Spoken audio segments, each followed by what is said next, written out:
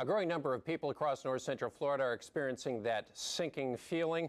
Unpredictable and devastating sinkholes are covering north central Florida, pulling the rug from out underneath homeowners. TV 20's Chris Gilmore reports that despite efforts to recover, one neighborhood is still going under. With more sinkholes than I can count on all my fingers and toes, residents of the town of OBrien, Florida, just north of Brantford, are still watching the landscape change. They hope that with help from the Federal Emergency Management Agency and the county, they can scrape themselves out of the hole. It was a very surreal, gut-wrenching feeling.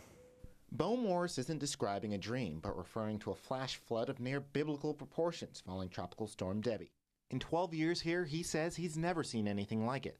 Of course, that night I didn't sleep, and the next night I didn't sleep, and it was, trying to make sure everything was going to be okay. Losing sleep, property value, and patience in a worsening situation. I'm standing here in OBrien, Florida, in one of Mr. Morris's sinkholes. This one measures at least 7 feet deep, and it's one of the around 50 or so that he said that he's counted so far in his 10 acres.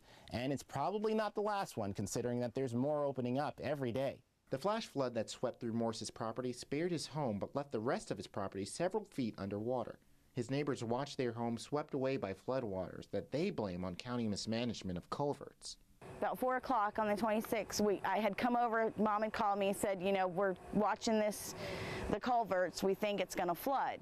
In minutes, her parents' home was waist deep in water and they had no choice but to leave. We're standing on the hill up the road looking down at a lake that used to be where my parents' house was. Jobless and without a home of their own, Hansard's family is at the mercy of FEMA. Morris is appreciative of the assistance he's been offered, but says it just isn't enough. I called last night and checked, and they said I was eligible for $1,700, which is better than nothing, but $1,700 is not going to fill this hole right here. He figures he needs at least $10,000 just to bring in the dirt to fill his sinkholes. Dollar figures aside, Morris says he still has the most important things in his life.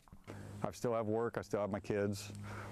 I still have my cows, I still have my neighbors, so nobody got hurt.